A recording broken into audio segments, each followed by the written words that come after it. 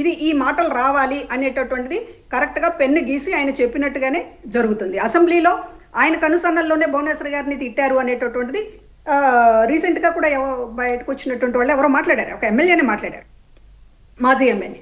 కాబట్టి ఇవాళ మొత్తం అది జగన్మోహన్ రెడ్డి గారి స్క్రిప్ట్ లేకుండా, ఆయన డైరెక్షన్ లేకుండా ఇవాళ చీమ చిటుక్కుమనేటటువంటి మాట జరగదు. వర రవీంద్ర రెడ్డి లాంటి వెధవలు అన్ని మాటలు మాట్లాడారు అంటే, ఒక వైఎస్ రాజశేఖర రెడ్డి గారి కుటుంబంలో జగన్మోహన్ రెడ్డి గారి చెల్లి మీద అన్ని మాటలు మాట్లాడారంటే ఏ ధైర్యంతో మాట్లాడారండి? దానికి ప్రూఫ్ అక్కర్లేదు. దాని ప్రూఫ్ జగన్మోహన్ రెడ్డి అవును, సొంత చెల్లిని రాజశేఖర రెడ్డికి పుట్టలేదు అని అతను పోస్ట్ పెడితే ఇతను అధికారంలో ఉన్నాడు చూస్తూ చూస్తూ ఊరుకున్నాడంటే డెఫినెట్గా అతను పెట్టింది ఈయనకు తెలిసే పెట్టుంటాడు, అది ఎందుకు వదిలేస్తాడు? అప్పుడు చూస్తూ ఊరుకోవడం కాదు, ఓడిపోయిన తర్వాత ప్రెస్ మీట్ పెట్టి వర్రా రవీంద్రారెడ్డి అమాయకుడు అనేటటువంటి పద్ధతిలో ఆయన్ని వెనకేసుకొచ్చినటువంటి పద్ధతి ఇప్పటికీ కూడా.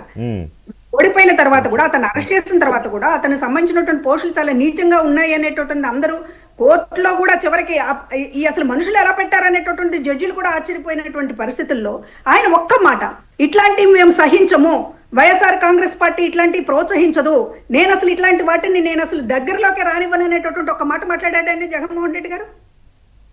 మాట్లాడలే ఇప్పటికీ కూడా. ఆయన ఇప్పటికీ కూడా ఒక మ్యానిపులేషన్. ఇప్పుడు మీరు అందరూ కూడా అంటున్నారు, కాంగ్రెస్ పార్టీ కానీ మీద వెంకటకృష్ణ గారు కానీ మీరు కూడా చెప్పారు, అసలు జగన్మోహన్ రెడ్డి గారు మాట్లాడతారా అని. ఖచ్చితంగా మాట్లాడతారు. ఒక 10 రోజుల సమయం తీసుకున్నాం.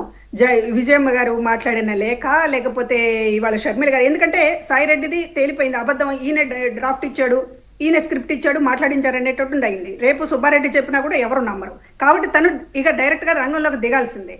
ఇవాళ షర్మిలకు సంబంధించినటువంటి ఆవిడ ఏదైతే క్యారెక్టర్ దాని మీద మాట్లాడిందో దానికి సంబంధించినటువంటి కౌంటర్ స్వయంగా జగన్మోహన్ రెడ్డి గారే తొందరలో ఇస్తారు. ఎప్పుడైనా మీరు చూడండి వెంకటకృష్ణ గారు, ఆయన డైరెక్ట్గా ఫేస్ చేయాల్సినటువంటి సబ్జెక్ట్ మీద కొంత సమయం తీసుకుంటారు. వారం రోజుల, 10 రోజుల, నెల రోజుల. ఇంతకుముందు మేము అనుకునే వాళ్ళ సబ్జెక్ట్ ప్రిపేర్ అవడానికి టైం తీసుకుంటారేమో అని. కాదండి, నమ్మించడానికి, మ్యానిపులేషన్కి ఆ సమయం అవసరం, రిహార్సల్కి అవసరం.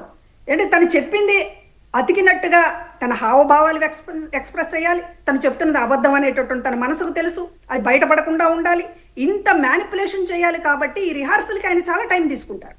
డైరెక్ట్గా అటాక్ చేయాల్సినటువంటి ఏ విషయాన్నైనా కానీ ఆయన స్పాంటేనియస్. ఇప్పుడు పొలిటీషియన్స్ అంటే 24 గంటల్లో ఇవాళ ఎలక్ట్రానిక్ మీడియా యుగంలో ఒకళ్ళు మాట్లాడితే కౌంటర్ 24 గంటలు పడిపోతుంది. ఇప్పుడు ఢిల్లీ వెళ్ళారంటే లోకేష్ గారు ఏ సెంట్రల్ మినిస్టర్ని కలిశారు, ఏ విషయాల మీద కలిశారు, వెంటనే బయటకు వచ్చారు, మాట్లాడారు. ఈయన ఎప్పుడైనా మాట్లాడాడండి? 5 ఏళ్లలో ఒక్కసారి కూడా మాట్లాడాల.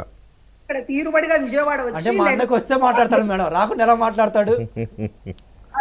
ఒక వారం రోజులు సమయం తీసుకుని ఎలా మ్యానిపులేట్ చేయాలి, ఏం చెప్పి నమ్మించాలి. ఆయన ప్రెస్ మీట్ ఎప్పుడైనా సరే స్పాంటేనియస్ ప్రెస్ మీట్ అనేటటువంటిది ఉండకపోవడానికి కారణం వేరే ఏమీ కాదండి, మ్యానిపులేషన్ మీద ఎక్సర్సైజ్. ఆ ఎక్సర్సైజ్ చేయడానికి ఆయన చాలా సమయం తీసుకుంటారు. రేపు కూడా ఖచ్చితంగా కౌంటర్ ఇస్తారు. నేనంటున్నది ఏంటంటే, షర్మిల గారికి ఈ ఛానల్ ఈ డిబేట్ సమక్షంలో నేను విజ్ఞప్తి చేస్తున్నది ఏంటంటే, పబ్లిక్లో మీరు మీ జగన్మోహన్ రెడ్డి గారిని డిబేట్కి ఓపెన్ చేయండి, ఇన్వైట్ చేయండి, పబ్లిక్ డిబేట్కి ఇన్వైట్ చేయండి. అతను మీడియా పరంగా అదే తాడేపల్లి, అదే సెలెక్టెడ్ మీడియా, అదే రకమైనటువంటి స్వేచ్ఛగా అబద్ధాలు ఆడుకునేటటువంటి, మ్యానిపులేట్ చేసేటటువంటి కెపాసిటీ ఉన్నటువంటి మనిషి. కాబట్టి కళ్ళు ఆర్పకుండా మనం చెప్పగలిగిన ఇప్పటిదాకా చూసాము. కాబట్టి మీడియాలో మళ్ళీ ఆయన ఖండనలు ఇవ్వడం, మళ్ళీ మీరు బాధపడడం, లేకపోతే ఇవన్నీ ఎందుకు? పులివెందుల్లోనో విజయవాడలోనో పబ్లిక్ డిబేట్కి మీరు ఇన్వైట్ చేయండి. ఎందుకంటే ఇది రాష్ట్రానికి సంబంధించినటువంటి విషయం. జగన్మోహన్ రెడ్డి గారు ఎప్పుడు ఏమంటాడు, ఒక నాయకుడు రోల్ మోడల్గా ఉండాలి, ఫలానా వాడిని చూసి మొత్తం ఇలాగే ఉంటారని చెప్పి చెడిపోతుంటారు. అదే కదా ఆయన చెప్పేది. నాయకుడు అనేటటువంటి వాళ్ళు రోల్ మోడల్గా ఉండాలంటాడు. మరి నీ ఇంట్లో జరుగుతున్నది ఏంటి? నీ చెల్లి, నీ తల్లి సంబంధించినటువంటి ఇంత కోర్టుల దాకా వివాదాలు వాళ్ళపైన మీరు కేసులు వేస్తూ ఉంటే అది పబ్లిక్ ఇష్యూ కాదా? మీ పర్సనల్ ఇష్యూనా? మీరు పెళ్ళిళ్ళు పర్సనల్ ఇష్యూ కాదంటారు, పొలిటికల్ ఇష్యూ అంటారు దాన్ని. లేకపోతే ఇంకొకళ్ళకి సంబంధించినటువంటి విషయాలన్నింటినీ కూడా ఇది ఏది రాజకీయ నాయకులకి ఏది వ్యక్తిగతం ఉండదని మీరే కదా అంటారు. మరి ఇంత తల్లి చెల్లి ఎక్కడ ఏ ఇంట్లో లేనటువంటి ఒక గొడవలు, ఏ ఇంట్లో లేనటువంటి ఇంత కుట్ర రాజకీయాలు చేస్తున్న తర్వాత ఇది పబ్లిక్ డిబేట్ ఎందుకు కాదు? మేమందరం కూడా మీకు మద్దతు ఉంటాం కదా.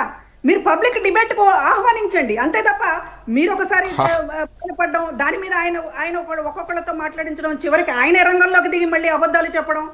కాబట్టి నేను ఆహ్వానిస్తున్నాను, మీకు సలహా ఇస్తున్నాను, దయచేసి పబ్లిక్ డిబేట్ పెట్టండి దీని మీద, ఇన్వైట్ చేయండి. మీ అన్నని వేల మంది 100ల మంది సమక్షంలో అబద్ధం చెప్తాడా లేదా చూడమనండి. మీడియా కెమెరాల ముందు అబద్ధాలు చెప్పడం అనేది ఆయనకు అలవాటు అయిపోయింది. జనం ముందు